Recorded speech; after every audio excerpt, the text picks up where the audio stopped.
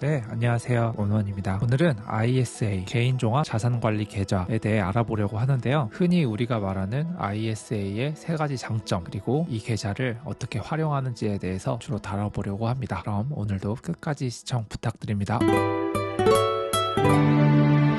네, 그럼 바로 알아보도록 하겠습니다. 우선 ISA 개인종합 자산관리 계좌에 대해서 말씀드리면 쉽게 말해서 다양한 금융상품을 한 번에 투자할 수 있게 하는 계좌거든요. 이러한 상품에는 채권, 국내 상장된 주식, 펀드, 리츠 등등 여러 금융상품을 한 계좌에서 투자를 할 수 있게 만든 상품으로 흔히 만능통장, 비빔밥통장이라고 많이들 부르고 있습니다. ISA 가입 자격에 대해서 알아보면 만 19세 이상이면 누구든지 가입할 수 있고요. 근로소득이 있는 경우에는 만 15세 이상도 가능합니다. 그리고 또 다른 조건으로는 직전 3개년도 금융소득 과세 비대상자여야 되고요. 이 두 조건만 충족을 하면 누구든지 ISA를 가입할 수 있습니다. 가입 유형에는 크게 세 가지가 있어요. 일반형, 서민형, 농어민. 한번 알아보면 일반형은 만 19세 이상 또는 근로소득이 있는 만 15세 이상이 대상자가 되고요. 혜택으로는 수익에 대해서 200만 원까지 비과세가 적용되고요. 이후 금액에 대해서는 9.9% 분리과세가 됩니다. 그리고 만 15세 이상, 만 19세 미만은 근로소득이 있다는 것을 증명하기 위해서 소득 확인 증명서가 필요해요. 그리고 다음으로는 서민형인데요. 서민형 가입 조건으로는 직전 연도 총 급여가 5천만 원 이하이거나 종합소득이 3,800만 원 이하면 서민형으로 가입할 수 있습니다. 이때 혜택으로는 수익에 대한 금액에서 400만 원이 비과세로 처리되고요. 이후 수익에 대해서는 9.9% 분리과세가 됩니다. 마찬가지로 이때도 급여를 증명하기 위해서 소득 확인 증명서를 요청받으실 수 있습니다. 그리고 마지막으로 농어민인데요.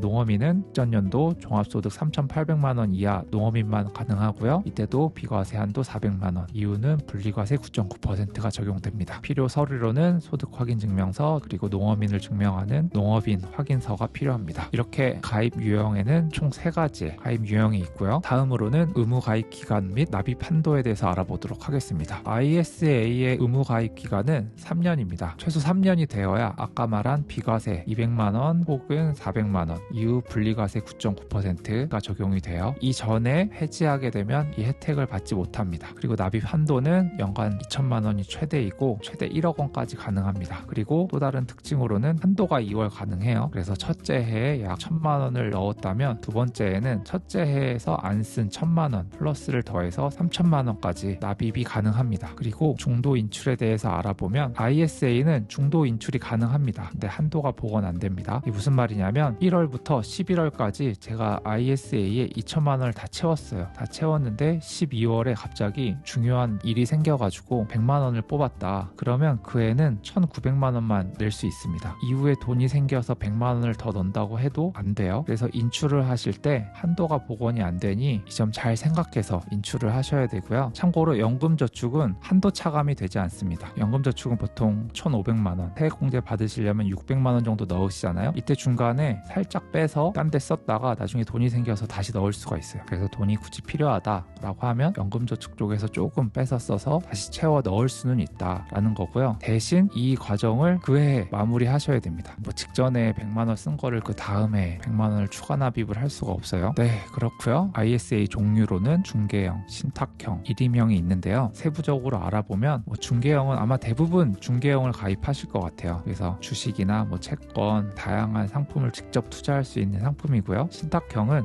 예금, 말피, 사채 이런 게 추가가 되는데 보통 신탁 보수가 조금 들어가 있기 때문에 신탁형으로 투자하시는 분은 잘 없으실 거라 생각됩니다. 그리고 국내 상장 주식도 투자가 안 돼요. 그리고 일임형은 ISA를 금융기관에 맡겨서 투자해달라고 하는 상품인데 이것도 수수료가 좀 붙습니다. 그래서 아마 대부분은 중개형으로 투자를 하실 것 같고 신규 가입을 하신다면 ISA 종류를 중개형으로 하시면 되실 것 같습니다. 그리고 ISA만의 장점에 대해서 좀 알아볼게요. 총 3가지가 있는데요. 처음으론 세금 혜택이 있습니다. 그래서 아까 말한 ISA 종류 3가지 중 일반형은 수익에 대해서 200만 원에 대해서는 과세를 받지 않아요. 그리고 이후 금액에 대해서만 9.9% 분리과세가 됩니다. 그래서 예를 들어 ISA 수익이 내가 400만 원이 났다. 그러면 여기서 200만 원만 과세 대상으로 잡히고 여기에 9.9%의 금액만 분리과세가 돼요. 그리고 여기 9.9%는 일반 우리 주식 계좌나 해외 직투 계좌의 과세 비율보다 많이 낮기 때문에 이러한 점이 ISA의 혜택이 되겠습니다. 그리고 서민형과 농어민은 다 똑같은데요. 최초 비과세 금액이 200만 원이 아니라 400만 원이 됩니다. 그리고 두 번째 장점으로는 손익통산이 있습니다. 이게 무슨 말이냐? 처음 들으신 분들은 조금 어렵게 생각하실 수 있으실 것 같은데요. 뭐 어려운 개념은 아니고 쉽게 말해 내가 투자한 모든 상품의 이익과 손실을 합쳐서 이익에 대해서만 세금이 나오게 됩니다. 좀 쉽게 말씀드려보면 내가 A라는 종목과 B라는 종목을 투자를 한다고 했을 때 ISA 만기 시에 A라는 종목은 500만 원이 수익이 있었고 B라는 종목은 300만 원의 손실이 있었다 라고 가정을 할 때 보통은 A라는 종목의 수익에 대해서만 과세가 되거든요. 근데 ISA는 이렇게 하지 않고 A, B를 합쳐버립니다. 그래서 플러스 200을 대상으로 세금을 매겨요. 그래서 이러한 말을 유식한 말로 손익통산이라고 하는데요. ISA는 이러한 특징이 있는 계좌입니다. 그리고 마지막 세 번째로는 연금저축 추가 납입 세액공제 혜택입니다. ISA를 3년 혹은 5년까지 운용을 하고 만기가 되면 이러한 금액 전부를 연금저축 혹은 IRP에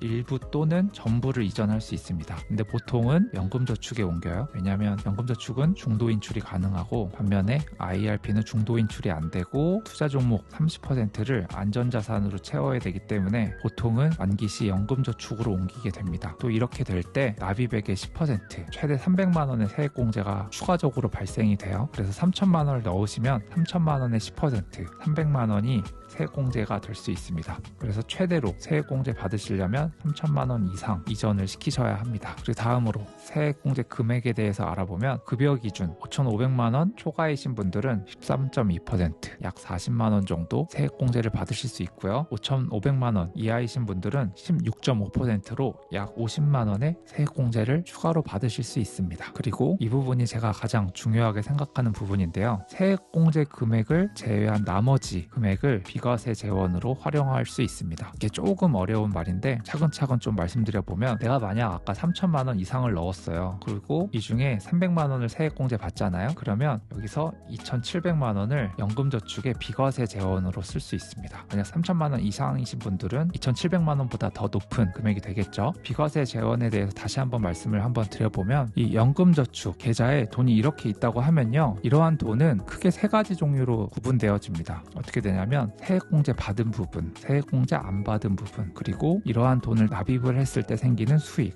크게 종류가 세 가지로 분류가 됩니다. 근데 여기서 저희가 주목해야 될 게 이 세액공제 안 받은 부분이거든요. 그래서 ISA를 내가 연금저축으로 이전을 했다라고 하면 예를 들어 3천만 원을 이전을 했었을 때 세액공제는 이 중에 300만 원을 받았잖아요. 그러면 300만 원은 1번 카테고리에 들어가게 되고 나머지 세액공제 안 받은 2,700만 원은 2번 카테고리에 들어가게 됩니다. 그리고 향후에 수익이 추가로 알파로 생기겠죠. 이렇게 될 때 2,700만 원은 비과세 재원으로 잡히면서 굉장히 나중에 유용하게 쓰일 수 있는데요. 그 특징에 대해서 간략하게 말씀드리면 가장 먼저 인출이 됩니다. 그래서 크게 1, 2, 3의 돈의 종류가 있다고 했을 때 2번이 가장 먼저 나오게 되는데 아무런 혜택을 받지 않고 수익도 아니기 때문에 세금이 붙지가 않습니다. 말 그대로 비과세예요. 그래서 이렇게 되면 혜택을 아무것도 받지 않았기 때문에 55세 연금저축 개시 이전에도 인출이 가능하고요. 그리고 소득으로 잡히지 않기 때문에 이 건강보험료 등 각종 세금에서 자유로운 내 생활비 금액으로 활용할 수 있거든요. 그래서 저는 투자를 할 때